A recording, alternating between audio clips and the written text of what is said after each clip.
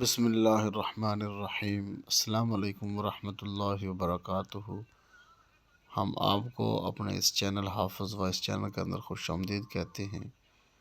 اگر آپ ہمارے اس چینل پہ نیو ہیں تو پلیز سبسکرائب کر دیں، لائک کر دیں، شیئر کر دیں، اچھا سا کمنٹ کر دیں۔ آپ کو ہم سنوائیں گے شان حضرت عائشہ صدیقہ رضی اللہ تعالیٰ عنہ۔ حضرت مولانا عبد المجید ندیم شاہ صاحب کی پیاری آواز میں چلو سنتے ہیں حضرت عائشہ صدیقہ کے بارے میں ایک بیان مولانا عبد المجید ندیم شاہ صاحب کا۔ گلی کوچوں میں منافق کہتے پھرتے تھے کہ ابو بکر کی بیٹی کا کردار مشکوک ہے، محمد کی گھر والی کا کردار مشکوک ہے۔ کہتے تھے ان کی روحانی نسل آج بھی عائشہ رضی اللہ عنہا کے متعلق یہی خیال رکھتے ہیں۔ بنی مستلق کے غزوہ کے واپسی کے موقع پر حضرت عائشہ رضی اللہ تعالی عنہ فرماتی ہے میری آزمائش اور امتحان کا وقت آ گیا کہ منافقین نے ایک سوچی سمجھی اسکیم کے تحت میرے خلاف پراپگنڈا مہم چلائی۔ میرے آقا سخت ملول و حزین ہو کر گھر تشریف لائے۔ فرماتی ہے میں نے رسول اللہ کی جبین کو پڑھتے ہی محسوس کر لیا کہ آقا کسی گہرے الم میں گہرے حزن میں مبتلا ہے۔ فرماتی ہے ہاں رمز شناس نبوت جو ہوئی، میں نے سلام عرض کیا تو رسول اللہ نے چہرہ پھیر لیا۔ حضرت عائشہ دوڑتی ہوئی اس طرف آ گئی جس طرف حضور نے چہرہ پھیرا تھا، پھر رحم طلب نگاہوں سے آقا کی طرف دیکھتے ہوئے سلام عرض کیا تو حضور نے انتہائی غم و حزن کی کیفیت میں چہرہ دوسری طرف پھیر لیا۔ سیدہ عائشہ فرماتی ہے میری سمجھ میں نہیں آ رہا تھا کیا معاملہ ہے، تو پھر رسول اللہ صلی اللہ علیہ وسلم کی خاموش نگاہوں نے مجھے بہت کچھ سمجھا دیا اور میں نے اپنے آقا سے اجازت چاہی، اگر آپ اجازت دیں تو اپنے ابا کے گھر چلی جاؤں۔ فرماتی ہے خیال تھا کہ وہاں جا کے معلوم کروں گی کیا صورتحال ہے، میرے آقا کیوں محزون اور پریشان ہیں۔ حضور اکرم صلی اللہ علیہ وسلم نے سکوت اختیار فرمایا۔ صدیقہ سمجھ گئی کہ اجازت ہو گئی، گھر تشریف لاتی ہے،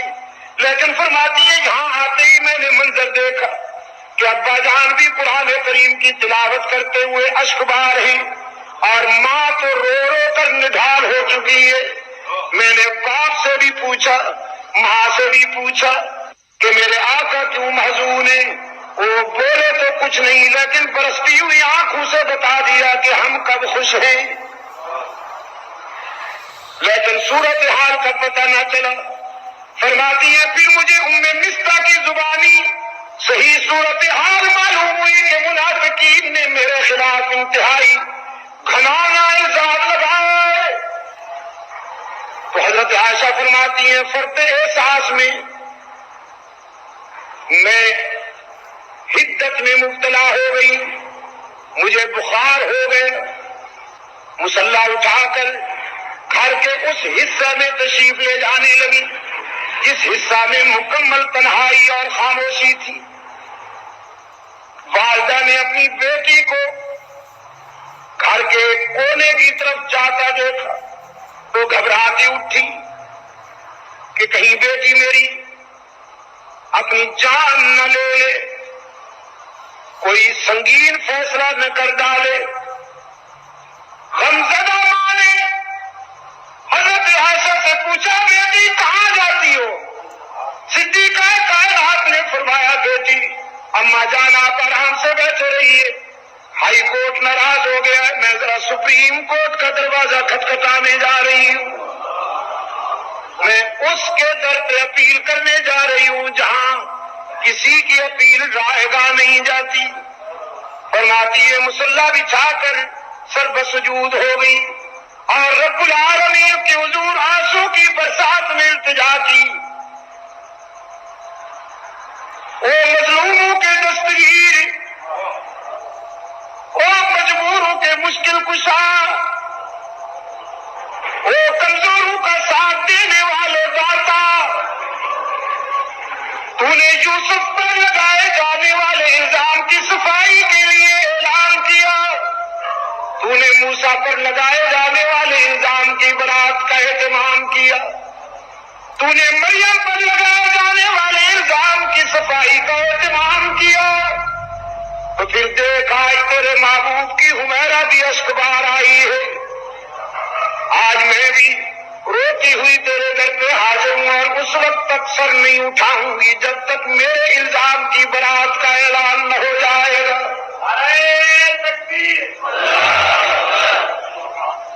جناب صدیق رضی اللہ تعالیٰ عنہ جہاں اشک بار ہیں،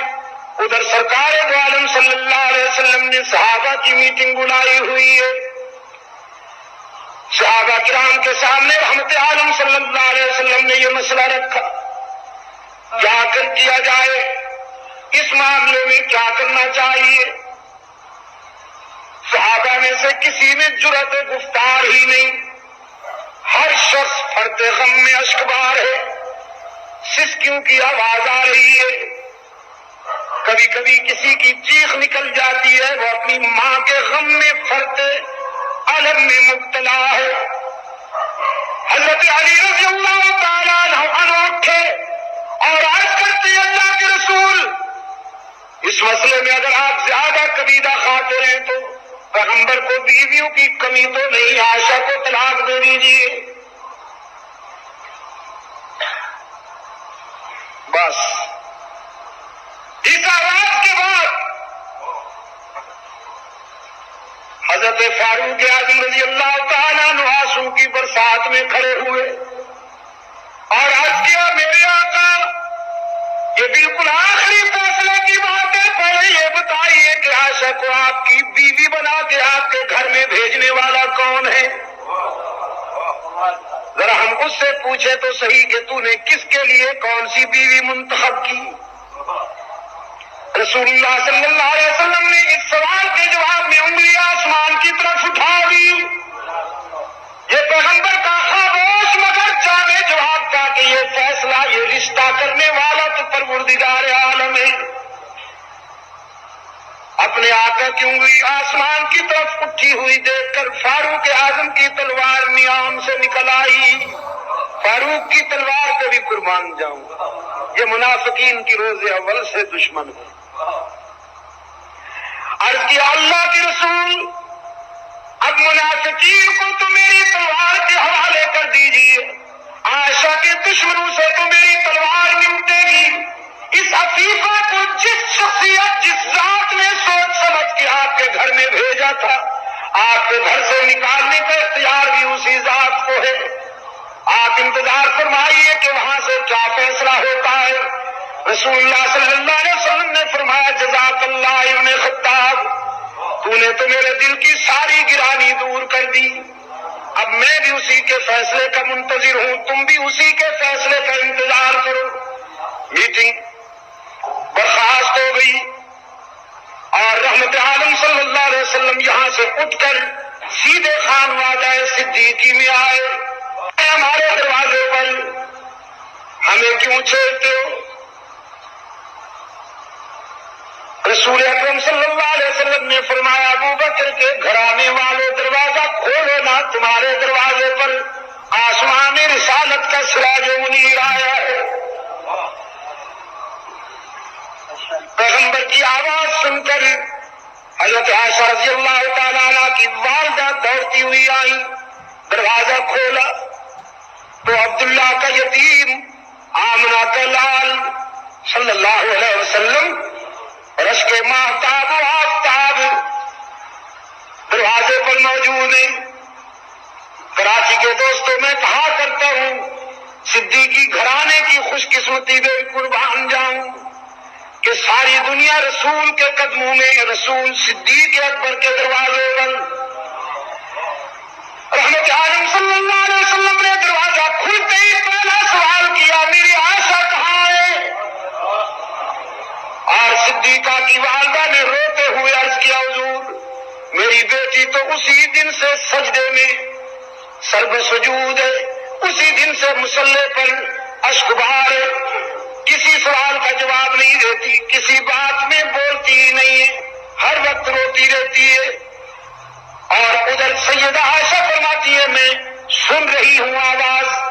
رحمت عالم صلی اللہ علیہ وسلم کی بھی، اپنی والدہ کی بھی میرا جی چاہا کہ اٹھ کر رسول اللہ کے دامن سے چمٹ جاؤں اور جی بھر کے رو لوں، لیکن پھر میرے ضمیر نے میرے قدم روکتے ہوئے رہنمائی کی کہ جس کی عدالت میں اپیل کی ہے وہاں سے فیصلہ تو ہو لینے دے۔ یہ ٹھیک ہے کہ تیرا محبوب تیرے گھر آیا ہے، لیکن اس کا دروازہ چھوڑ کر جانا بھی تو قرین انصاف نہیں ہے۔ سرکار عالم صلی اللہ علیہ وسلم قریب آئے اور فرمایا حمیرہ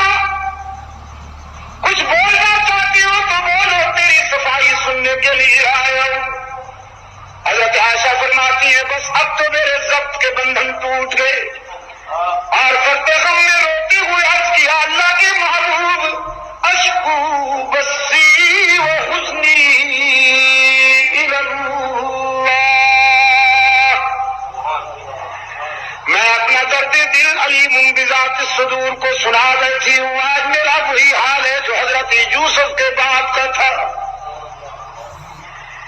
دنیا والوں میں سے کسی کو اپنی صفائی کے متعلق کچھ نہیں کہوں گی، اسی کو کہہ دیا ہے جو میرے کردار کو بھی جانتا ہے، میرے افکار کو بھی۔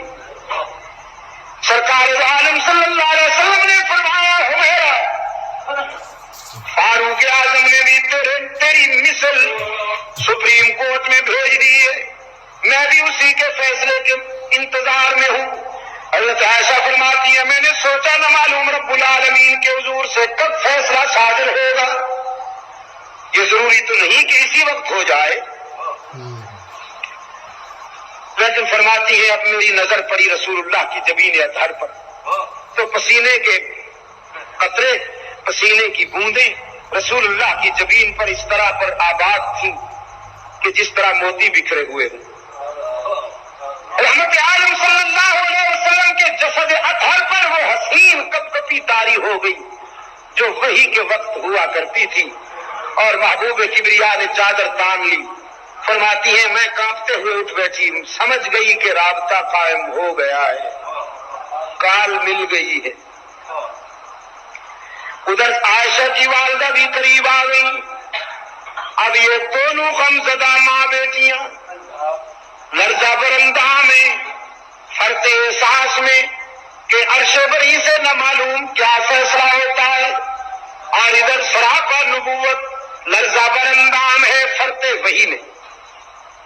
کچھ دیر کے بعد حضور اکرم صلی اللہ علیہ وسلم نے اپنے چہرہ انور سے چادر اٹھائی۔ حضرت عائشہ فرماتی ہیں میں نے غور سے نبی کا چہرہ پڑھا تو نظر پڑتے ہی میرے ضمیر نے فیصلہ دے دیا کہ تیری شام غم ختم ہو گئی، اس لیے کہ رسول کے چہرے پر حزن و اضطراب کے بجائے راحت اور مسرت کی روشنی نمودار تھی۔ چادر سے رسول اللہ کا چہرہ یوں نمایاں ہوا، یوں باہر آیا جیسے بادلوں کی گھٹا سے 14ویں کا چاند نکل آتا ہے۔ اور سرکار عالم صلی اللہ علیہ وسلم نے فرمایا بنت صدیق ابو بکر کی بیٹی، میں تجھے خوشخبری سناتا ہوں کہ عرش بری سے تیری تطہیر کا اعلان ہو گیا، حق تعالی نے تیری برات کا اعلان کر دیا۔ فرماتی ہے میں نے سوچا کہ اللہ نے اپنے محبوب کے دل میں میری برات القاء کر دی ہوگی، یہ تو مجھے خیال بھی نہیں تھا کہ میری برات میں اور میرے دفاع میں پوری سورت نازل ہوئی ہے اور 18 آیتیں اتری۔ اب رسول اکرم صلی اللہ علیہ وسلم کی زبان پر قرآن کریم کی آیات مچلنے لگی۔ فرمایا الخبیثات للخبیثین والخبیثون للخبیثات والطیبات للطیبین والطیبون للطیبات۔ ناپاک عورتیں ناپاک مردوں کے لیے، بدبودار مرد بدبودار عورتوں کے لیے، پاک باز بیویاں پاک باز مردوں کے لیے، اور پاک باز مرد پاک باز عورتوں کے لیے۔ یہ جرح کے لہجے میں حق تعالیٰ نے دنیا پر واضح کر دیا کہ جس نے عائشہ کی عظمت کا اندازہ کرنا ہو وہ عائشہ کے شوہر کو دیکھ لے، جس کا شوہر محمد عربی جیسا معصوم ہو، اس کی گھر والی عائشہ جیسی محفوظ کیوں نہ ہو، اور پھر ایز جج حق تعالی نے فیصلہ صادر فرمائے، اولئک مبرؤون مما یقولون، میں فیصلہ دیتا ہوں کہ تیری آبرو کا دامن گناہ کی آلودگیوں سے پاک ہے، لیکن خداوندہ منافقین قسمیں کھاتے ہیں، لمبی لمبی قسمیں۔ رب کائنات نے فرمایا لا تطع کل حلاف مہین ہماز مشاء بنمیم مناع للخیر معتد اثیم عتل بعد ذلک زنیم۔ جلال خداوندی کا کوئی ٹھکانہ ہے، کوئی حد ہے؟ جناب عائشہ کے معاملے میں خدا جیسی حوصلہ مند ذات بھی جلالی ہو گئی، رب العالمین نے عائشہ کے دشمنوں پر 10 سنگین جملے، سخت جملے حضرت صدیقہ رضی اللہ تعالی عنہ کے دشمنوں کے متعلق ارشاد فرمائے کہ آپ ان قسمیں کھانے والے کذابوں کی بات پر اعتماد نہ کیجیے، یہ بدبخت خیر سے روکنے والے ہیں، شر کے نمائندہ ہیں، ذوالوجہین ہیں، ان کی زبان اور قلب میں فاصلے ہیں، یہ ازلی بد نصیب ہیں، برائی کے نقیب ہیں، شر کے علمبردار ہیں، اور حد ہو گئی خدا کے جلال کی کہ رب العالمین نے فرمایا ان کی نسل ہی صحیح نہیں، جو عائشہ پر انگلی اٹھاتے ہیں ان کی تو نسل ہی صحیح نہیں ہے، تو جو نسل کے صحیح نہ ہوں ان کی بات پر کیسے اعتماد کیا جائے؟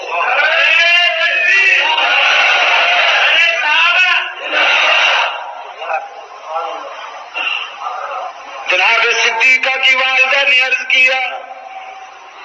بیٹی اپنے شوہر کا شکریہ ادا کرو۔ حضرت عائشہ فرماتی ہے پتہ نہیں آج مجھے کیا ہو گیا، میں نے ماں سے کہا ان کا شکریہ ادا کروں جن کے گھر سے روتی ہوئی آئی تھی،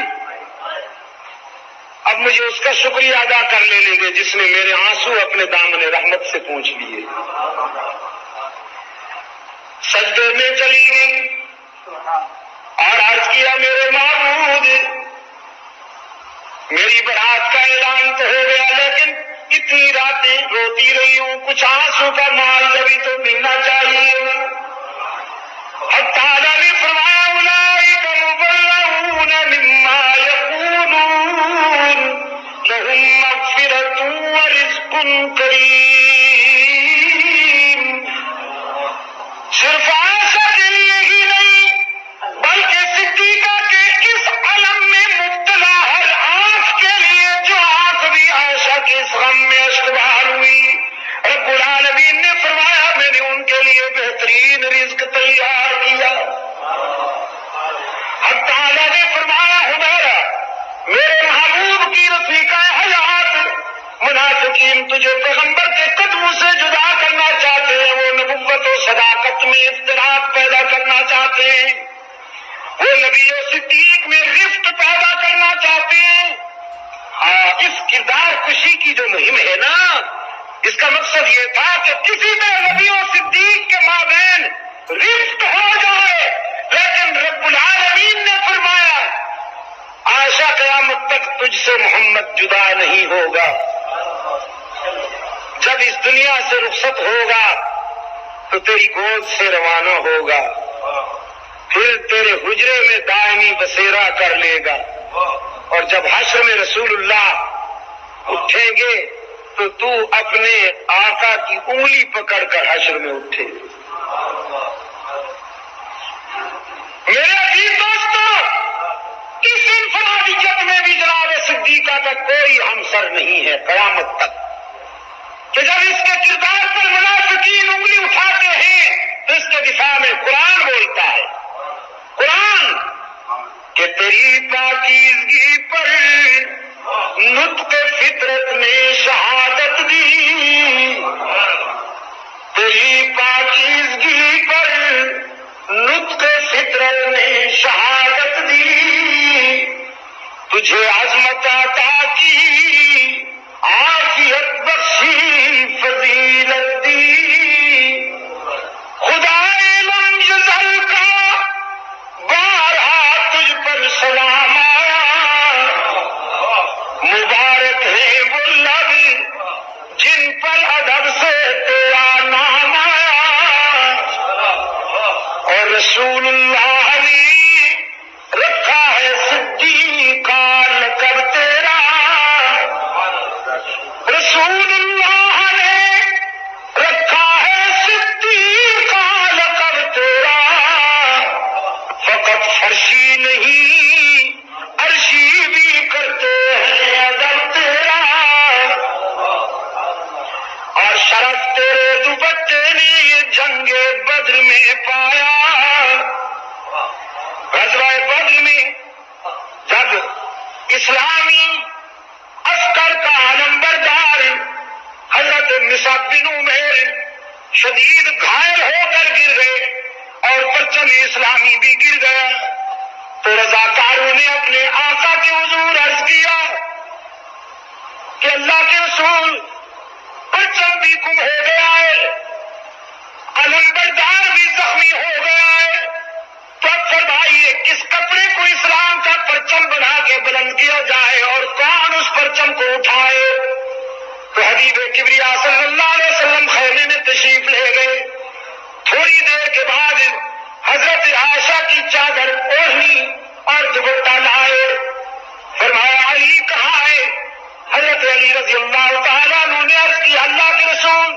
حاضر ہوں فرمائیے، اور رحمت عالم صلی اللہ علیہ وسلم نے فرمایا آج کے اس تاریخی مارکے میں، بدر کے اس مارکے میں اب عائشہ کا دوپٹہ اسلام کا پرچم بنے گا، اور اس پرچم کو علی کے ہاتھ بلند کریں گے تاکہ قیامت تک یہ بات واضح ہو جائے کہ عائشہ اور علی میں کوئی فرق نہیں۔ اسی نسبت سے بدر کا غزوہ بھی 17 رمضان کو ہوا، اور حضرت عائشہ کی وفات بھی 17 رمضان کو ہوئی، اور ایک روایت کے مطابق حضرت علی کی شہادت بھی 17 رمضان کو ہوئی۔ شرف تیرے دوپٹے نے یہ جنگ بدر میں پایا کہ اسے پرچم بنا کر رحمت عالم نے لہرایا۔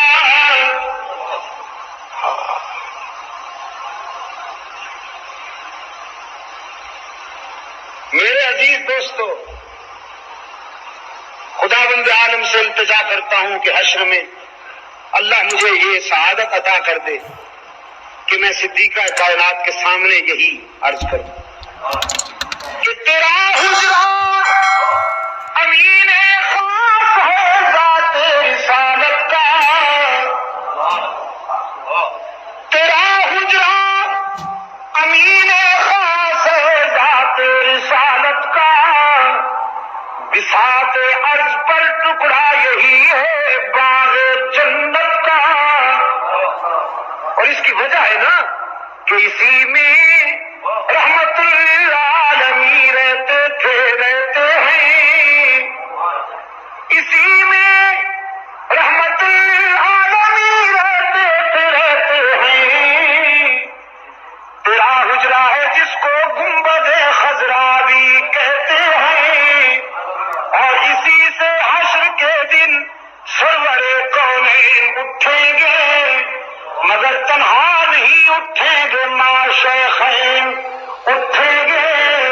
شفاعت کی تیرے رحمت قدا سے ابتدا ہوگی، اسی پر امتوں کی مغفرت کی انتہا ہوگی، قیامت تک صدیقہ کی اس انفرادیت میں کوئی اور ہمسر نہیں ہو سکتا۔ مولانا عبد المجید ندیم شاہ صاحب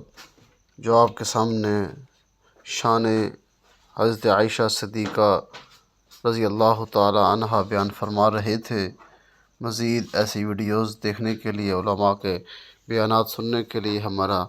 چینل حافظ وائس چینل کو سبسکرائب کر دیں، لائک کر دیں، شیئر کر دیں، اچھا سا کمنٹ کر دیں۔